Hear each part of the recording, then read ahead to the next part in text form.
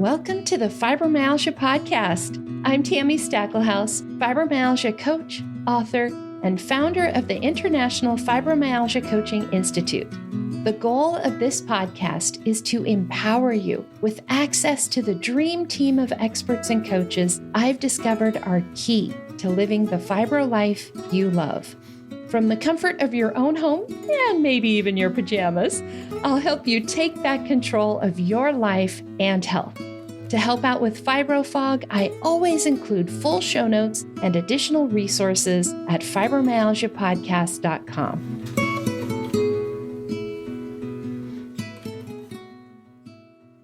Welcome to the Fibromyalgia Podcast. I'm your coach, Tami Stackelhouse. Today, I'm sharing a bonus episode, which is the other half of my conversation with Dr. Andrea Moore. In our last episode, episode 136, I interviewed Dr. Andrea about her work. Now, today's bonus episode is a replay from her podcast, Unweaving Chronic Pain, where she interviewed me. I am so glad to have met Dr. Andrea. She is, honestly, I feel like she is a kindred spirit. She is absolutely a breath of fresh air here in the chronic pain space. And I think you'll find that her podcast is very similar to the Fibromyalgia podcast in the way that she and I approach things. Of course, her podcast is about chronic pain in general, but she does balance both the mind and body aspects of pain and really explains the complex science of chronic pain in a simple and easy to understand way. She is also extremely knowledgeable and very good at what she does. She also happens to be just a little bit sassy and a little bit irreverent while also honoring the sacred in life. And I think that is just such a special balance, and I just love it. So I hope you enjoy my interview with Dr. Andrea Moore. And if you enjoy this episode, please check out Andrea's podcast, Unweaving Chronic Pain. It's at unweavingchronicpain.com. And you will also find the link in today's show notes right here where you're listening to this bonus episode. Just look in those show notes. You'll see her link. Enjoy.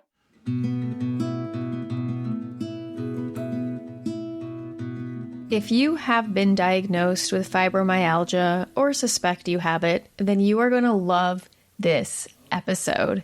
Let's face it, a lot of information out there for those with fibromyalgia can end up leaving people feeling hopeless. And this does not need to be the case. And that is why I was so happy to come across Tami Stackelhouse's work. Tami Stackelhouse is a dedicated advocate for fibromyalgia patients, offering the knowledge, care, and support they need to thrive. After being disabled by fibromyalgia, Tami has experienced many years of remission.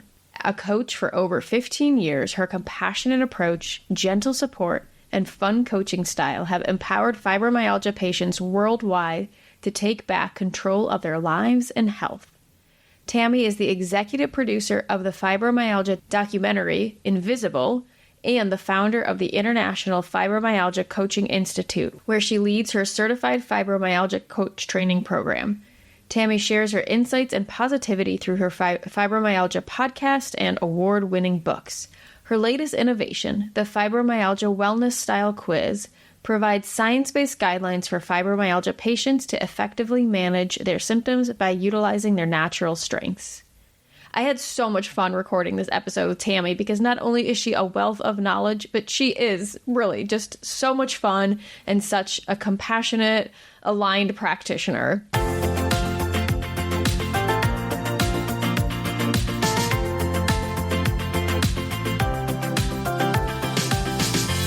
Welcome, welcome, welcome to the Unweaving Chronic Pain podcast. I'm your host, Dr. Andrea Moore, founder of the Whole Self Integration Method, and I am here to help you go from feeling stuck, from feeling like your life is shrinking due to chronic emotional or physical pain, to one that feels expanded back out again, to one where you get to live this one crazy life we have on your own terms. And if you have been feeling plateaued or stuck on your healing journey for more than 3 months, it is time to do something different. So often we put all the focus on the pain itself, but instead the place to really unlock healing and move the needle so we can move forward in life is actually by getting crystal clear on what your pain response subtype is. Without knowing this, we end up feeling like we're just throwing spaghetti at the wall or at our pain and hoping something sticks, without making sure it is individualized for us and our nervous system. This pain response subtype assessment takes your nervous system into account, which is the most crucial thing for healing chronic pain.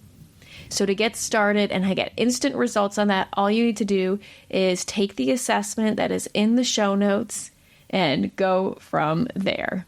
All right, moving into today's episode. Welcome, Tami. I'm so excited to have this conversation with you. Thank you so much for being here today.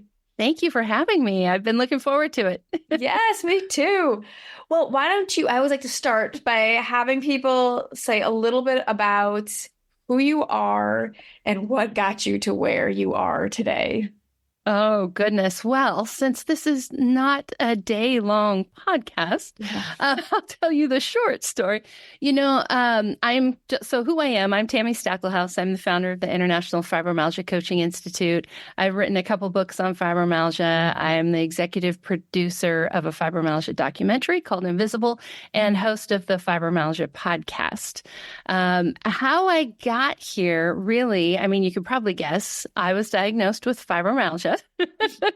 I was one of those kids that was just like always sick. Like there was always something wrong. My parents used to joke that they would take me to the doctor for maintenance because there was always something to fix. And they would take my sister to the doctor for repair because she was the tomboy that was like up breaking something, Yes. That's great. So it was actually quite a long road to finally get my fibromyalgia diagnosis. My first chronic pain diagnosis came when I was a teenager. I had chronic daily headaches, chronic migraines. And I remember that neurologist visit. It was also my first not so great doctor experience. And I remember him looking at me and saying, "There's nothing wrong with you. You just have headaches." And I remember as a teenager just thinking, what? Like, that doesn't make sense. Yeah. Like, isn't that something wrong? Like, how can, it doesn't compute, right? Such an odd thing to say. Yeah. So, kicking that off, for me it took a while to really feel like there were people who could help me, Yeah, absolutely. I think so many people and so many listeners can relate to having like this one doctor experience or this thing that is said to us that really impacts our lives and impacts us and can take us a while to move through. I had when I was a teenager, when I had chronic knee pain, and it was actually a physical therapist. And I think I blocked it out. Otherwise, I'm not sure if I would have gone to PT school had I connected this, but it was only in PT school that I connected this. Looked at me and was like, "Well, you have miserable posture syndrome and there's nothing you can do about it." And it was like when I was like sitting in class, like learning about like the female like body and how like, our hips are wider. And so it does create more like impact at the knees, but you can do something about it. I was like, that's what he meant. Because I remember Googling it when I was older and I was like, this isn't a thing. There's nothing called miserable posture syndrome, but it like stuck with me for years.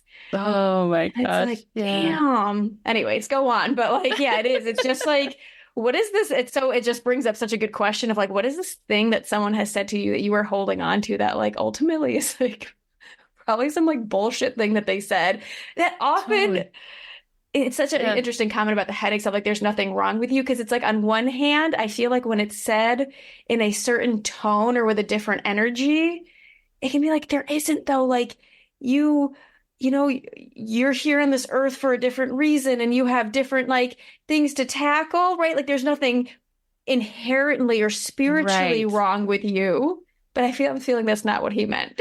No. And, and I feel like he probably was saying, you're a healthy teenager, right? You just happen to be having headaches.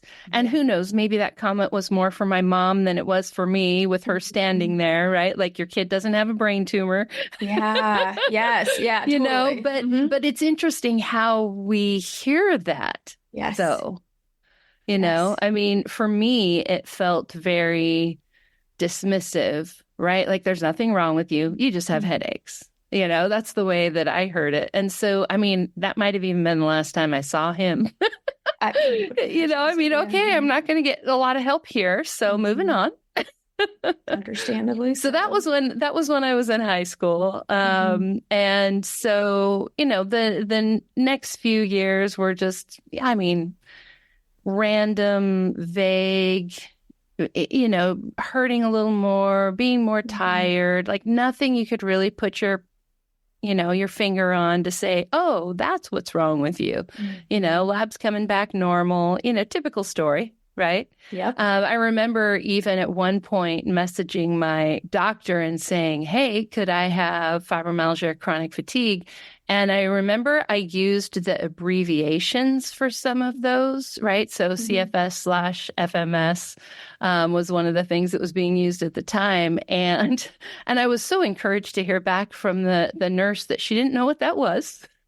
Wow. But she could make me an appointment. And I thought, oh, okay. So again, another little hint of, we can't help you. There's nothing wrong with you. Like, it's you. It's not us. It's you. Yeah. So for me, I actually finally got my diagnosis in 2007.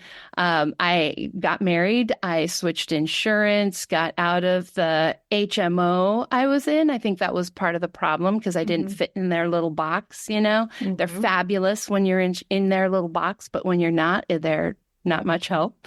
So I got new insurance, got a new doctor, finally got my diagnosis in 2007. I'd been married about 6 months. So that's a whole other story, getting used to, oh, so that's what's wrong. 6 months into being married. But yeah. And then after that, I mean, it was once I found a doctor that knew, like, oh, this is what's wrong, then we uncovered a whole lot of other stuff. I have Hashimoto's, so I have autoimmune thyroid. I have IBS. Of course, I still have the chronic daily headaches and migraines and all the other things that go along with. But finally finding a doctor that was like, oh, I know what's wrong with you. I studied this. I actually ended up with somebody that fibromyalgia was actually the thing, like her focus in school. Oh, wow. So just randomly picked her, but that was perfect. And that is when my road started to turn. But yeah, it was a lot getting there. Yes. And I like what you're saying about your doctors. I think is such an important piece because there's a lot of, and I think it's really understandable, like resentment out there for my doctor doesn't understand this and my doctor won't talk, really talk much about it. And what I tell people is like, at least you're like, they probably aren't saying it in the best way, no, but like, at least they're being honest about what they don't know. Oh, yeah. That it's not in their wheelhouse, because I think sometimes we forget, like, especially like a primary care physician, like literally how much there is to know about the body. Like, it is impossible to expect your doctor. It is not fair to expect your doctor to know everything. And so finding the right doctor, it is a pain in the ass. It is not easy with our medical system. It sucks to do, but ultimately, like, it is far better for you to like figure out how to get to the right doctor versus expect your doctor to go do some research on their own. Like, it's a lot to ask. Like, some people are willing to do it. Some people are like, they're willing to learn about certain things because it makes sense for their practice. But like, most doctors are burned out. Most doctors are stuck in the shitty insurance model themselves. They're seeing like 30 people a day. Like, they're not going to go research it for you. And like, if they do, it's probably going to be some like, you don't want a doctor that doesn't know what it is and to go find someone else. And I get that is a hard thing sometimes to come to terms with, but it's so hard. And I think we also need to realize that, I mean, we have to go all the way back to how our doctors were trained. Yes. So first of all, you know, the diagnostic criteria for fibromyalgia wasn't published until 1990. Wow. So if your doctor is like, you know, a middle-aged white guy,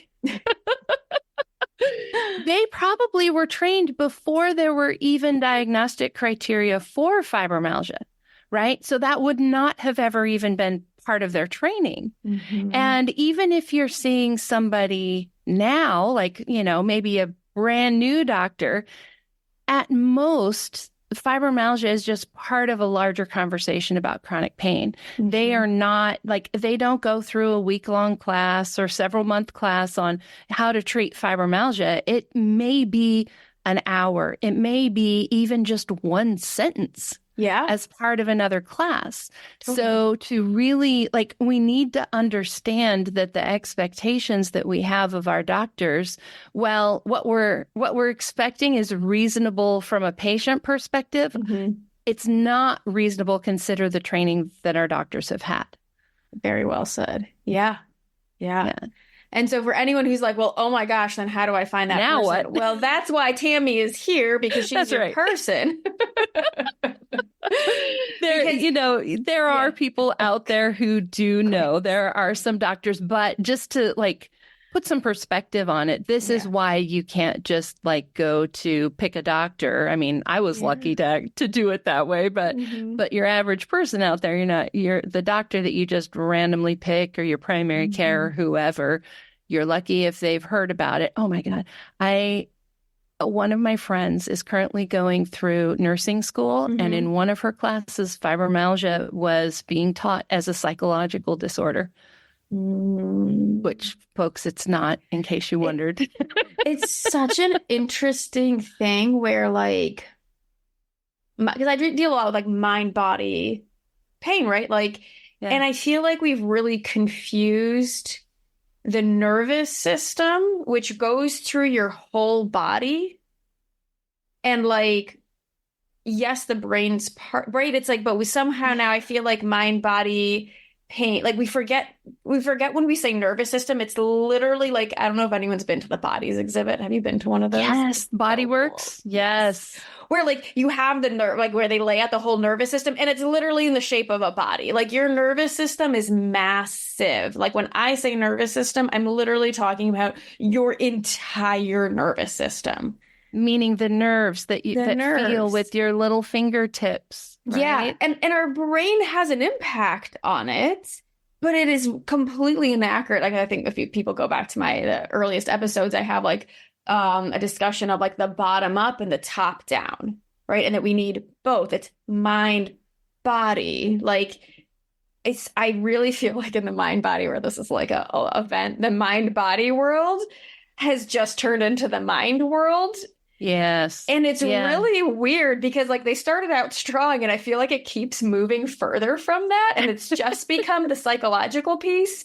And like psychological piece meaning like all mindset stuff. And I was like, what? Wait a minute. We've missed the thing that we walk around in all day, like our body, like our physical body. It's really important. Yes. And our brains are super powerful, right? I mean, there's the all in your head thing. I like to joke that, well, everyththing's in your head, because if you didn't have a head, like there wouldn't be much going on. I always tell people, people have probably heard this joke like 500 times. I think it's funny. Where it's like, if you go to a doctor, we'll just assume it's your white male doctor, and he tells you your pain's in the head. You can kick him in the balls and be like, that pain's in your head too. Yes. It's technically, it is, right? Like, I know what it like from a, like, yes, pain's produced by the brain, but like, it's not like, I feel like that is so dumbed down and simplified that it just makes whatever. It's almost like being like a house that's on fire. It's like, well, that's where the one fire started. Well, okay, but now the whole house is on fire. So like, we don't just, right? Like it's more to fix. It kind of becomes a pointless sentiment after a while. It's good for people to understand that it's not just the physical location. or like the point where you're touching that hurts, that there's more behind it. But I feel like, yeah, we've gone to that. We've gone way too far into the pain is 100% in your brain thing to the point where it's no longer helpful at all. So right. I'm with you. And your average person is not going to think their way out of chronic pain, out of fibromyalgia. Like there's really things going wrong in your body that we have to fix, right? And your brain is also super powerful and can help with that. Exactly. I loved the way you said that. Yes. And I think the whole irony, I'm going to just harp on this even more, of the whole, from a mind-body perspective, to me, one of the key elements is that we have to step out of our logical brains and like move down into the body to like, what is the nervous system holding on to is such a core component. So the second you're going too analytical, you're usually getting stuck in a cycle that actually only amplifies hypersensitivity of the nervous system and makes it more what you talk about in your book. I love that you bring in the saber-toothed tigers a lot, because I talk about that a lot too, of like your brain's always like looking for threat. It's like we can't, it's equivalent to be sitting in a busy highway and being like, oh, just teach your brain to calm down, that you're totally fine. It's like, as you're in the middle of the road. Yeah. And your brain's like, but it's not fine. And so like, that's often like, I feel like very similar for something like fibromyalgia, where there are things happening at a nervous system level, like you said, at a body level, physiological things that are happening that your brain's like, ah. And some of those things are really valid and need to be impacted. And then there are other things where our brain has taken a story and run with it. And we can help our unconscious rewire that from a different way. But it's both. It's both. It's not either or, and it's not a fight of which one is right. It's just what's going on for you. And there's always both, almost always both. Mm-hmm. Yeah, there always is. There always is. And I think that there is, it's so funny as we talk about things moving almost too far down to the mind part of the mind body. We're also like moving in the wrong direction a little bit, because one of the things that I find I need to do with my clients often is to retrain their brains. Simple things like, hey, you know what? You can set a goal and accomplish it.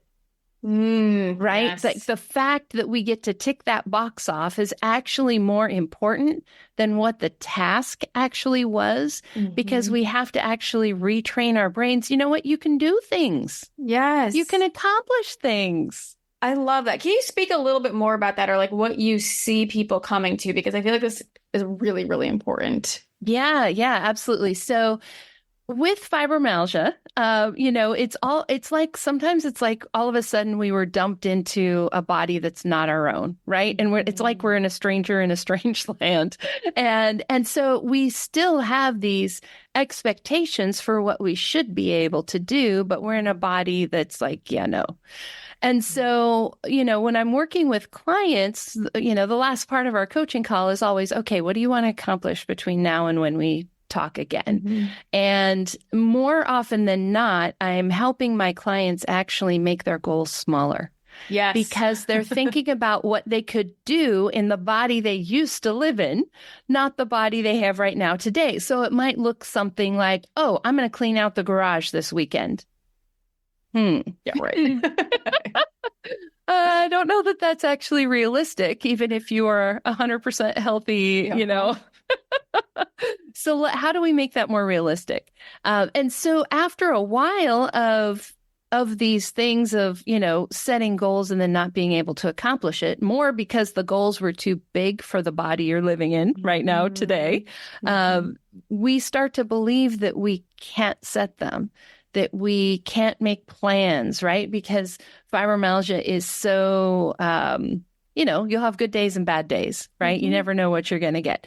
And so it can be hard to make plans, but there's things that we can do to make life more predictable and make it so that you can set plans, you can set goals, you can accomplish the things that you want to accomplish. You just might need to break them down more. You might need to have different expectations of what done looks like, right? If you're a perfectionist, you're going to maybe need to tone that down a little bit or do fewer things at 150% like you do everything, right? Yes. So there's different ways that can look, but I'm very conscious when I'm working with clients about the fact that the first thing we have to do is actually like retrain the brain that you can actually accomplish things. So the goal is actually just to complete a goal more than it is to clean the garage, right? So let's just like break down the boxes that are over in this one corner, right? Yes. I love this. I think this is such an important piece because I know I personally struggle with this a lot of setting way too big of goals and then royally failing at them and having to reprogram that. And it's still a work in progress because, man, it is. It's a because lot. Life, right? I know. I've gotten better and better at it, but it's always a work in progress. Yeah. And people so struggle, and I know this is my big struggle, so maybe I just see a lot of people with the same struggle, is with like, yeah, but if I set the goal so small, then it doesn't feel worth doing. Mm-hmm. And this is something where I spend a lot of time with people because it's such a funny thing that gets in our way. And I find that usually there's other beliefs, like that's just kind of like not a cop-out belief, but it is like, it's like a protective belief. It's just like kind of the easy one for our brains to grasp onto, but really there's something much deeper going on of why there's resistance into even trying to move towards that specific goal they're trying to set. And that is where like some deep exploration can come into play. And it can be so different for everybody. I'm thinking of one client, for example, who realized that one of the big things that was stopping her was that she never did her grocery shopping. Her husband would do it, and she kept wanting though to walk more and like be out in nature more. And as she was able to go do these like nature hikes more really well and not have any pain, she would then have these like really weird flare-ups that would happen that just like, it just didn't make sense, right? It was like, there was really no rhyme or reason to it. And it didn't make sense with the amount of activity. And what we uncovered was, well, if he realizes that I'm able to do that, then I'll have to go to the grocery store. And I do not want to have to go to the grocery store. Yeah. So like, it's almost, it's like, I don't want to get better because I don't want to have to go to the grocery store. And so, self-sabotage, right? Yeah. And then we were just like, what's behind that? Right. It's like, you can be like, well, it's such a fascinating thing. And often when we almost don't allow ourselves that exploration because we're like, well, that's ridiculous, or like, that's silly. Either that or we put up a lot of walls of, don't tell me that I made myself sick, right? Because that is also a danger of starting to talk a little bit that way. Is we also have to be careful about not making the patient's fault. It is not your fault that you're sick. And there might be times where you are self-sabotaging yourself. I mean, I tell you what, as a kid, I could make myself legitimately sick if I didn't want to do something, like legitimately sick. And that's part of that mind body thing again. Our brains are powerful. Sometimes we do these things subconsciously, right? Yes. Sometimes it's not even like, I mean, your example with the groceries is such a good one, that just not even knowing that that's what's behind it. So, it's always good to explore these things. I have had clients where anytime there was something big coming up, like, a big event they wanted to go to or a deadline in their work or something like that, they would end up in a flare either after it happened or before it happened. And you could look at that and say, well, it makes sense. There was a big event. There was a big deadline. You were maybe doing more, maybe not getting as good a sleep, all of those things. But also, like at some point, you can change that pattern, right? And, sometimes we're not aware of it. And that's why we haven't changed the pattern. But when you become aware of it, like then it becomes a choice. Yes. Right? Absolutely. And I think what you spoke about of it, like not feeling like it's your fault, is such an important piece because so often, like to me, things that happen on an unconscious level, even if it's me, I view that or uncover those things. I see it as like such a different, almost like entity, which might sound a little weird, but like to me, it's like a different entity. Like I didn't, like it happened unconsciously. Like it was not. I had to do work to move past the place where that felt like a self-blame in a harmful way, you know? Because I'm like, well, my unconscious just doesn't like a lot of these things that happen on an unconscious level are created when we are like 3 years old. You know what I mean? It's like you didn't have, I don't know, to me, it's pretty hard to like, yell at a 3-year-old and be like, how dare you do this thing that you had absolutely like no understanding of it. So to me, I have a lot of compassion when people have these patterns or I uncover a pattern in myself. And I find it to be really good news. Yeah. To me, it's like, it's not oh, I caused this. There is an element of like, oh, my unconscious is creating this, but that's awesome news because I can change it. Where if it's something external that's impacting me, then I don't get to change it. And right. So you can't change what other people think or other people's actions or, Yes. Exactly. Yeah. So anyone, but I really do. I do need to remind myself of that. There was a period of time where that was really, really hard for me to see that difference and to not take it as self-shame and like, oh my goodness, look, I failed again. Like I was probably the meanest person to myself ever. And so like, I get it. If you're someone has that feeling of, oh my God, is it my fault? Is there something I did? I'm going to invite you to explore that and be like, what if that was actually really good news that it was your, I'm doing quote, air quotes, fault. One, because chances are it's not like you did that purposely, right?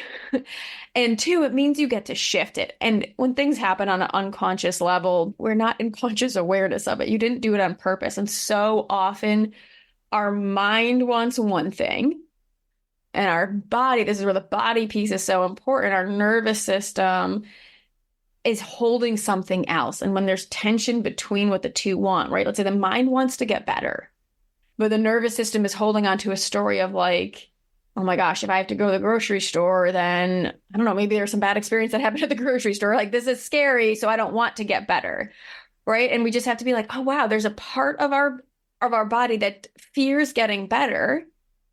Let's explore that. What's going on there? That's so fascinating.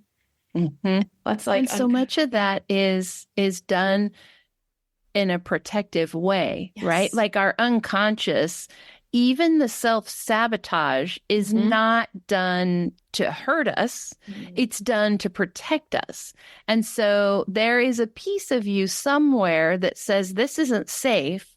And so I'm going to do what I need to do. Like the times I made myself sick because I didn't want to do something. It's because that something felt unsafe. Right. Exactly. And so how do we, acknowledge that subconscious, thank you for protecting me. And what do you need to feel safe? How can we change this? I think there's a lot of grace that we need to give ourselves because it's not even self-harm is done in a way to fix something. Absolutely. Right? Absolutely. Yes. Yes to grace. Yes to compassion. And of course, you brought this back to Andrea's favorite topic of feeling safe in your system. But I do want to give what I loved about your stuff is how you bring together, you address that side of things, but you're also giving people really practical tips for fibromyalgia specifically. And I think this is really, really important. And so Tami has a book, Take Back Your Life. If you are listening, I'm holding it up though. And I was just telling her before this started, I was like, I am so impressed by like how much is packed in here. Like to me, it is like truly like, it's like a manual that is, there's so much, like you could probably be with like one chapter and like work on that for the next 3 months as like your goal, like your like one specific focus, because it is jam-packed with very actionable things to focus on. And I think there is, yes, that's my favorite part, is to exploring the subconscious and how do you make your nervous system feel safe and all of that good stuff. But Tami brings in very important things like if you are not sleeping well, I talk about this with my clients a lot too. It's like, yes, let's explore our inner worlds, but like if you're only sleeping 2 hours a night, like you can't, like no amount of inner work is, I mean, right. It can affect that, but like you also need to sleep in order to do inner work, right? Like everything is, let's also make sure we're addressing the physical things. So I know sleep is one of the big things, but what are your big things that you like to make sure people are addressing specifically with fibromyalgia? Yeah. So, I mean, the four main symptoms of fibro, poor sleep, brain fog, pain, fatigue, like obviously we need to address all of those, right? But along with that, another big piece is thyroid and adrenals. I could probably count on one hand the number of people I've met who did not have some issues with thyroid and adrenals. And I would say that the people who take my class probably, I want to say about a third of them discover they have autoimmune thyroid, just because it's not something that doctors look for or really know how to treat. It's like another one of those things. Yep. So that really is a biggie. So when I'm doing, like if I'm doing a consultation with somebody and kind of trying to give them some new ideas, I always ask everybody if you've had a sleep study. Fibro sleep has specific problems, and 45% of all fibromyalgia patients have sleep apnea. Now, that is a huge number. You could grab a coin, flip it, yes or no, that's you. Yeah, that's massive. Yeah. So everybody with fibromyalgia should have a sleep study, a recent sleep study, like probably, in the last year or two, unless, if you're newly diagnosed, now is the time. Anyway, so that's a big one. The other thing is, like I said, thyroid and adrenals, and really having somebody that can interpret those labs properly, because there's a big difference between like the general range of thyroid and like the functional range where you're going to feel the best. And most people look at that broader, wider range. So I could almost bet that, if you're listening, you have had your thyroid tested and they told you it was fine. And basically, I never believe anybody until I actually see their labs. Same. Yep. So those are the two really, really big things that I feel like get missed a lot with doctors. I feel like, pain, there's a lot of things we can do. And then, energy management, pacing, like there's a lot of work that we would do together to like manage some of these things. But those are really the two things that I think, if you're listening and you just want to like do something, I would fight for a sleep study, and I would make sure you get somebody to check your thyroid labs. Beyond that, like I said, we want to really work on all of those symptoms. So we need to work on, how you manage you. That's a big piece. I kind of think of it like a three-legged stool. There's the actual physical, like what's going wrong in your body that we need to fix, like that sleep study, thyroid labs, all that kind of stuff. There's the lifestyle piece, which is, making sure you get enough sleep and you practice good sleep hygiene and pacing and all of those kinds of things. And then the mindset piece, which is, how do you treat yourself? How do you talk to yourself? How do you think about your illness and the body that you're living in? Are you treating your body as the enemy, or are you trying to work with your body? All of those three things are kind of where my work, like if you could distill it all down, kind of fits into those three things. Yes, it's so beautifully said. And something I wanted to bring up, because I think that with the sleep and the CPAP, or a lot of times for sleep apnea, they'll give you a CPAP, right?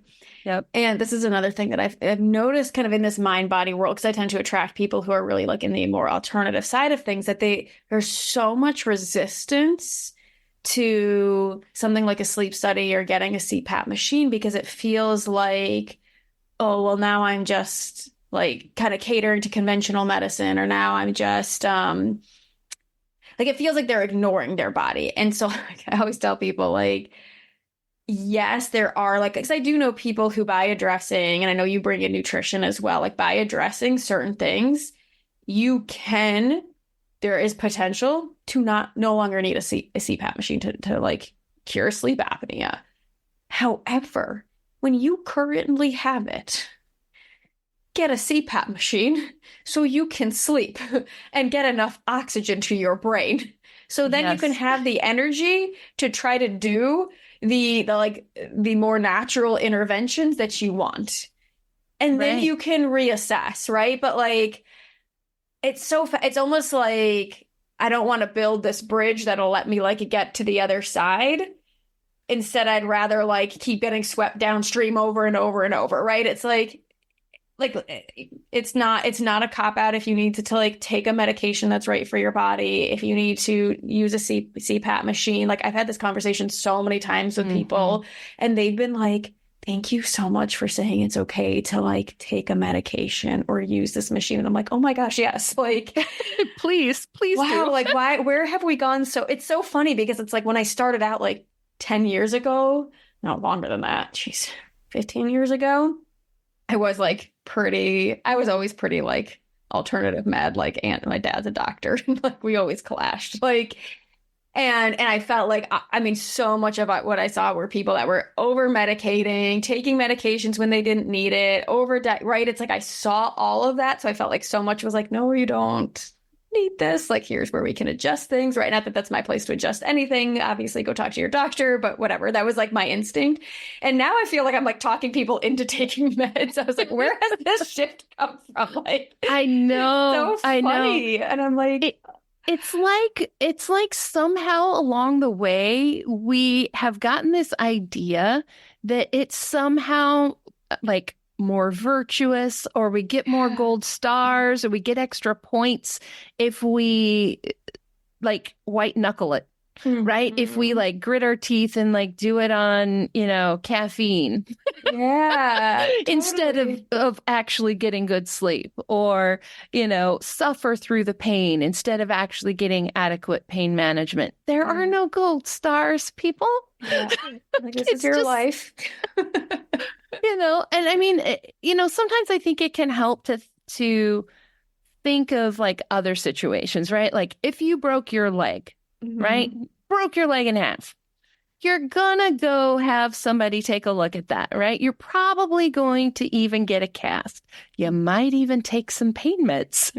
Yes. And so fibromyalgia, it might not be as obvious as a broken bone, but it's still like there's still something wrong that still needs to be fixed, and it might not mean being off your leg for a certain number of weeks. It might be months or even years, but that idea of giving our bodies space to heal, that's what they were made to do, even with fibromyalgia.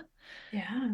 It's just a different timeline. It looks a little bit different. The rules maybe are a little bit different, but, there's so many clients that I talk to, they're like, you need to stay off your body, so to speak, the way you would stay off that broken leg or broken foot or whatever, or you're going to mess it up more. And it's such, I think one of the big important things is the ability to not take anything too far into one extreme. Absolutely. Right. Yeah. Like anytime you're feeling like dogmatic or there's just a lot of tension around, like to me, when someone's like gripping, like literally like gripping onto something of like, I will never take meds. I'm like, okay, well, let's explore that. Even if you don't end up like, even if you don't need meds, it's like, that's just, why is there so much like tension, or like, I will never be without meds, right? Like there should just be like this flow of like, yeah, I'm taking meds because this is really what my body needs. It's just a tool. It's just, and if someone says something about taking meds, you're like, cool, like my meds are great for me. Like there's not that like, to me, when there's this like big body reaction of like, I'm going to punch you in the face if you say anything about what I'm doing, I'm like, you probably want to explore that. There's probably something you're holding there on too tightly. And sometimes it doesn't even mean what you're doing shifts. It's just the energy and how you're doing it that might need to shift. But yeah, there's usually something there. that is expending energy. That's the thing, because when you're holding on so tightly, even energetically, to something, it's exhausting. It means there is something that is gripping in the background in your nervous system. I mean, not that your nerves are muscles, but right, you can use the analogy, and it takes up energy. It does. And so, since so often with fibromyalgia, you see chronic fatigue, it is worth exploring these things, even if it means you're not even changing anything you're doing, because I have seen the shift in energy when people can like let go of what they're holding on to internally, because you literally are freeing up energy. And I think it's so hard to even attempt to comprehend until you've experienced it, because it's like we have no good way of measuring that energy expenditure. I wish we did. Right. There it is. But like, right. It doesn't show up on your little step tracker, right? It does not show up in your calories burned, like on your watch or whatever. Like, but there is so much with that. And I'm sure you have talked about this a million times on your podcast, but the difference between the actual pain we feel and the added, like, I call it the drama that we put on top of it, right? The agony, all the things we make that pain feel. And if we can let go of all of that extra on top, the actual physical pain is a much smaller thing, and being able to, this is part of that mindset leg of the stool, but shifting our mindset from the way I talk about it is shifting our mindset from focusing on our illness to focusing on our healing or our wellness, right? It might look exactly the same, but saying, oh, I can't do that because of my fibromyalgia. Oh, I have to stay home because of my fibromyalgia. That is a very different thing than saying, I'm choosing not to do that so that I can feel better tomorrow. Yes. Oh, I love that difference. Yes. That's such a great example of like the energy of why you're doing something. It matters. Like it matters so much. And it's like, if all you take away from this episode is just start to like reflect on like, what are those internal words you're saying to yourself? Because it really does make a huge difference. That was such a good example. And I think where I didn't finish my point earlier was that it takes some reflecting to be like, almost like, what's my bias or what's my go-to? Am I someone who like is like, I avoid all meds? Or am I someone who like maybe takes meds a little like too regular, like, right? Like in a way that you're like anticipating and you're taking medications in a way that just, it's a don't want to feel any pain type of thing, right? And just by knowing, it's like, what's your usual response? What's your go-to? And how can I maybe experiment with being a little more flexible with that? And even if it's just a mental or a journaling exercise, it's really interesting on what you can uncover, because I really feel like in all of this, knowing your body, and I think you talk about this really beautifully in your book and you bring this up, it's like knowing what works for you takes that self-reflection, that willingness to do that. Of like, what truly have I been doing to heal? Because I think a lot of us feel like we're doing all these things. And it kind of goes back to our earlier conversation. It's like not it's not like a blaming thing, but it's like when we really objectively look at what we're doing, we're like, oh, maybe I actually haven't been doing that much. It feels like it is, you are, but that's actually good news. Right. Because it's like, oh, here's things I can actually do then, right? And it's just, but it takes like a being real with ourselves. Or if you have been, like, if you objectively have done all these things, then it's kind of noticed, do they all kind of, what I notice are people who really are doing a lot is they tend to be biased in one category, like you said, the stool. So maybe they've done all these things in the medical side, like they're taking the right medications, they've gotten their labs perfected, maybe like nutrition perfected, but the mindset piece is neglected. Or the bias that I see in people is they're doing all these things in their inner world, and like what they're doing in their outer world, like the pacing piece and all of that is completely neglected, right? Like people tend to bias towards what feels most comfortable. No judgment of that. Me too. I bias towards inner world stuff. Absolutely. We all have things that are like easier. I know. For us to do. I will sit all day exploring my unconscious because that's so fun. But I know that about myself, so I can call myself out on like, Andrea, have you actually taken outward action on that? Doing a process is, I mean, it kind of is action, but not. You actually need to send the email. Like, you can't just like meditate your way to get an answer from someone. Like, you got to ask the question, right? Like, and it just takes that like being willing to like be like, oh, okay, I see where I've neglected this part of the stool. And so I want to bring in that other leg that you said that was so good, of like our relationship with our bodies and how we see our bodies. And you talked about that really beautifully in the book, of being able to actually, what did you say? Don't treat it like a donkey. What was that? I was like, what was that line? Yes, yes. A work donkey or something? I can't remember now. But yeah, I mean, you could also think about how most of us treat a printer, right? Like, it doesn't work right. And so you hit it a few times, or, your donkey's being stubborn. So you prod it a little bit in the backside, And it's that we think of our bodies as like this external thing, right? Mm-hmm. Like we separate ourselves from our bodies, and there's the real me that's stuck inside this body that doesn't work right. And it's, your body is part of you. Right? Yes. If you're going to hug somebody, you do it with your arms. Mm-hmm. Right? You talk to somebody on the phone, it's your voice that they hear. My sister passed away years ago, and it's her physical body that I miss, really. Yeah. And so we need to embrace that. And I know how hard that can be when you are in a body that doesn't work right, or you feel like your body has betrayed you. I see this a lot in my clients who were athletes before fibromyalgia, and now like, what's my identity? That piece of me is missing. But like we said before, your body was made to be able to heal itself. You break a bone, you cut yourself, like, your body heals. That's what it does. And so your body really wants the same thing that you want. Mm-hmm. Right? And so are you giving it the things that it needs to be able to heal? Right? Are you giving it the building blocks through good nutrition, lots of protein, rest, or are you poking it in the backside like that donkey, trying to get it to do what you want it to do? Yep. Right? Yes. One of the things that I do in my book, and I do this in my class, of course, I work with a lot of women.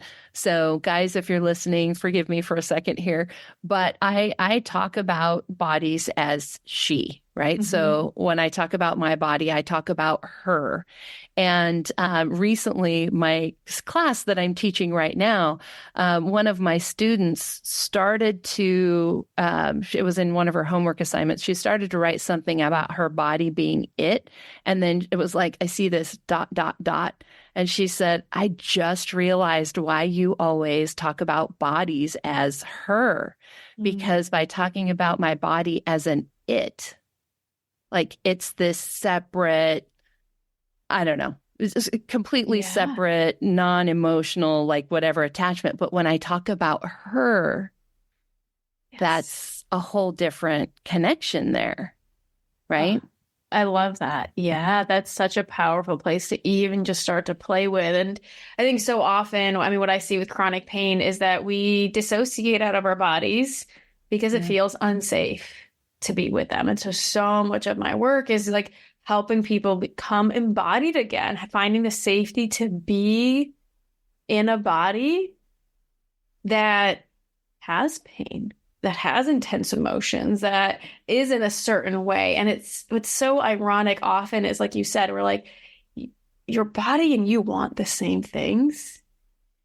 And so when we stop fighting that and can see that when we actually partner with our bodies and treat our bodies with like respect and as they're like, as a part of us, usually get what we want, because now we have like a team that's moving towards it versus like us like fighting part of it down, which just uses a ton of energy again, is constantly almost like moving you backwards unintentionally. And it makes you feel unsafe even more, right? Because you're not even safe from yourself. Exactly.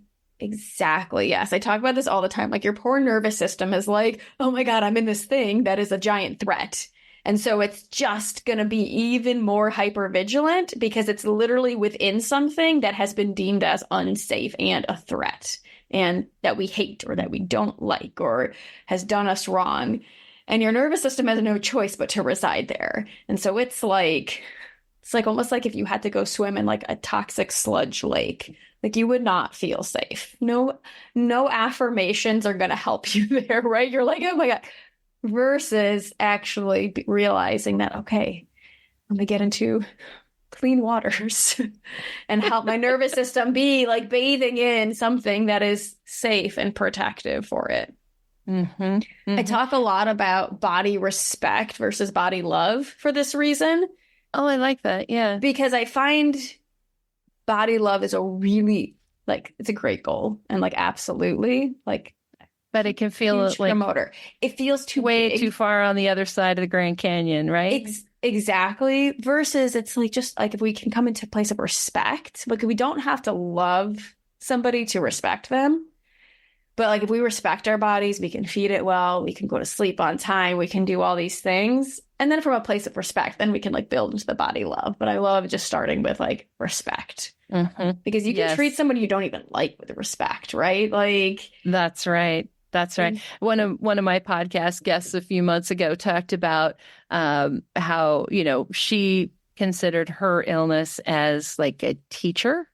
Mm-hmm. Which I love that too. It's kind of that same idea, right? Like you don't necessarily even love some of the best teachers maybe that you ever had, but you're learning from them, you're growing because of them. And, I think most teachers too, most of them we're going to have some respect for as well. So I think you're absolutely right with that. And that eventually we can get to a place where, it is that self-love, that self-care, but having some steps in the middle are important, right? Because we talk about so often, I see people talking about an idealized like place to be, right? Like I don't even consider fibromyalgia the enemy anymore. Right. Yeah. But that's like, you can't start there.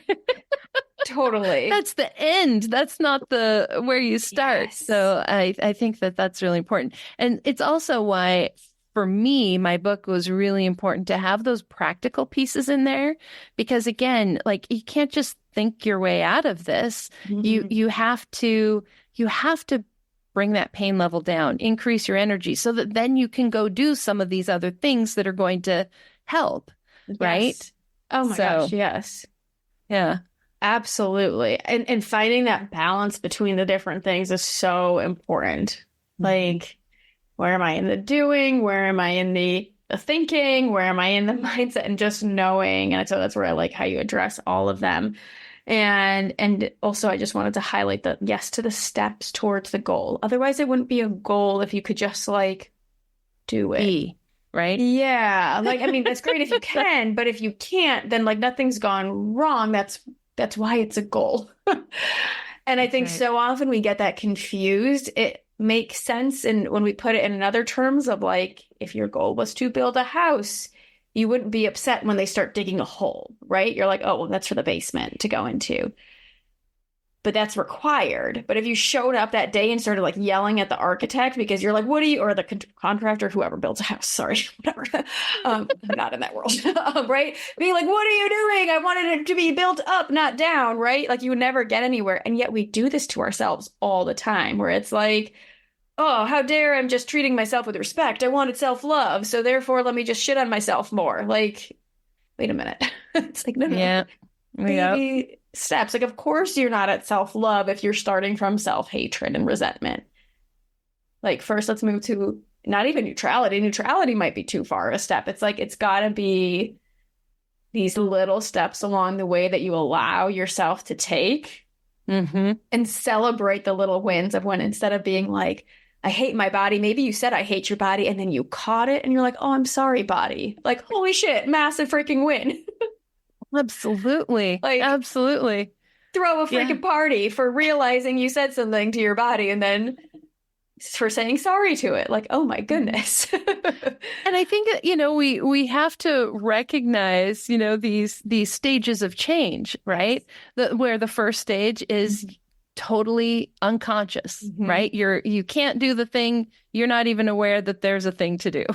Yep. And then our next stage is we still can't do the thing, but now we're aware, we're conscious of it. And this is a painful stage to be in. This is where a lot of people give up because they're like, oh my God, it's like, it literally is the worst. Yes. I had somebody that was coaching me once years and years ago. She talked about it like being in the middle of the lake. You get to the point where you can't see where you came from, but you also can't see where you're going. Yeah. And you're just like in the middle of the lake. And now you're like, I'm drowning. Great. Thanks a lot. What am I doing? Why did I start this? Yes. Like, and if you keep going, you'll eventually get better. And eventually get to the point where it's unconscious and you can do the thing, right? But we forget about those hard stages. We think we go from not doing the thing, not being good at the thing to being good. And that we failed if we can't do it that way. And the other piece to all of this is that we're all wired different, right? Our personalities are different. The way we approach life is different. What's important to us is different.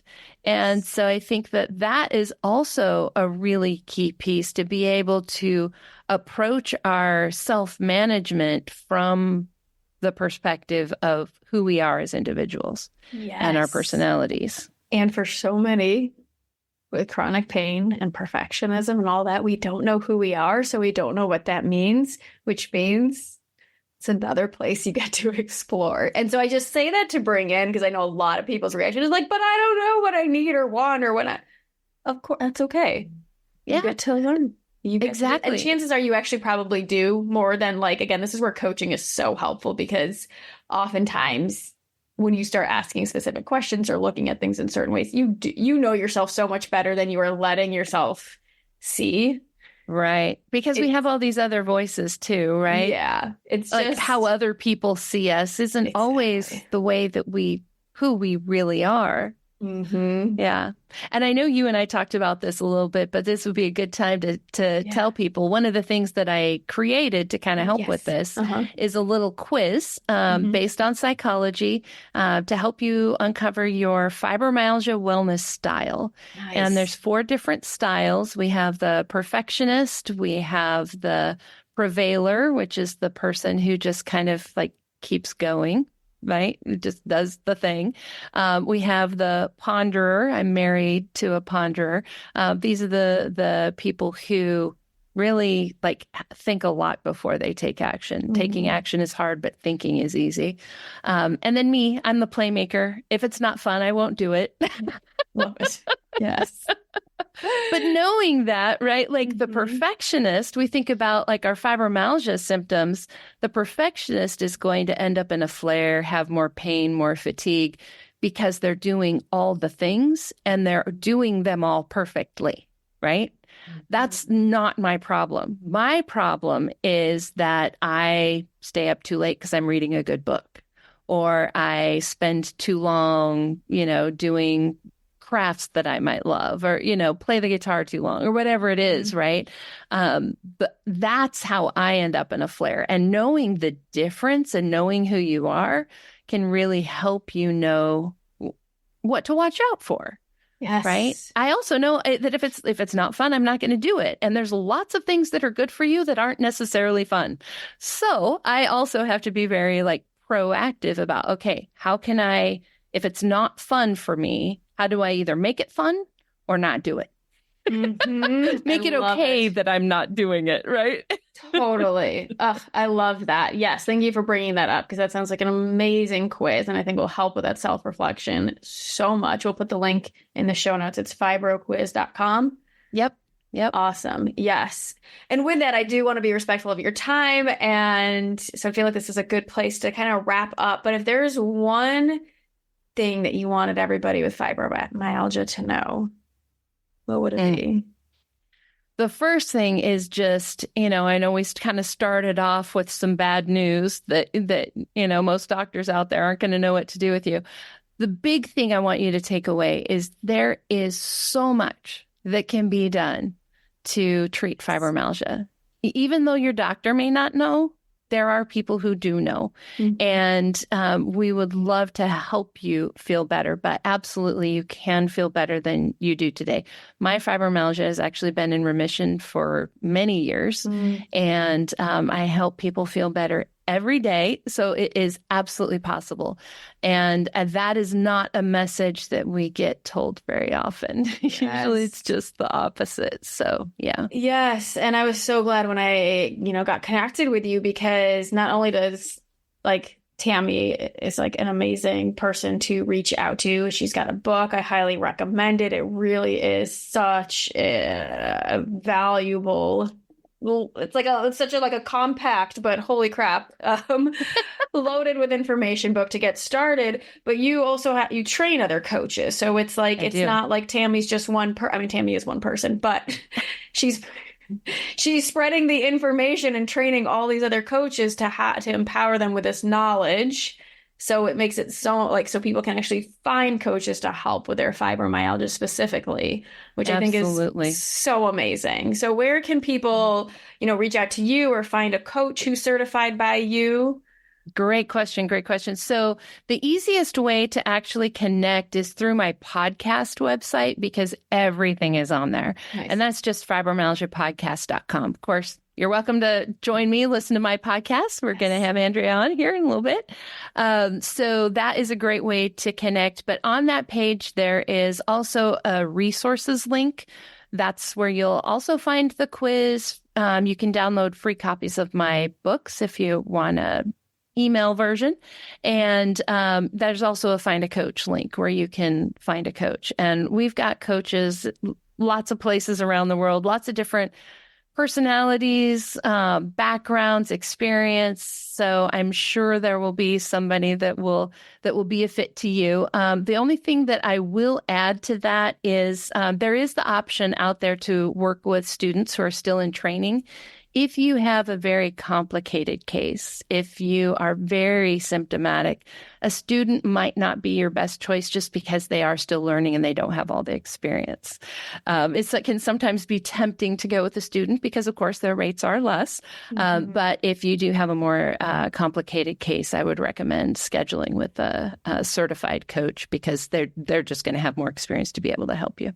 Absolutely. I love that. And I love that you have made this available to people, because it is so important. So thank you so much. And I think what a testament to the work you do, the fact that you've built this freaking, company and are training all these people and have this, you know what I mean? Spreading the information, that takes a lot of energy. So it is it is a lot. It is a lot.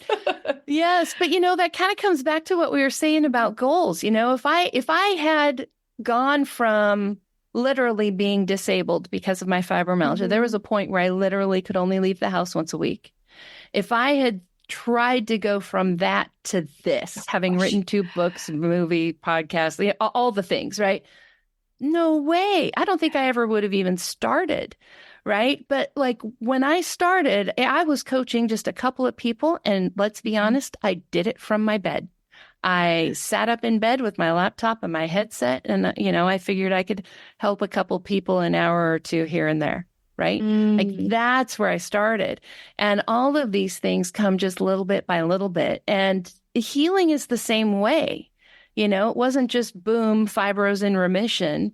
It was, okay, maybe I need a little bit less of that medication, not even going off of it, but let's just bring the dose down a little bit. Oh, you know what? I'm doing a little bit better here, so maybe we'll adjust that one too. Maybe I don't need this anymore. Oh, maybe I can do a little bit more, right? And so we forget that this is actually how you do it.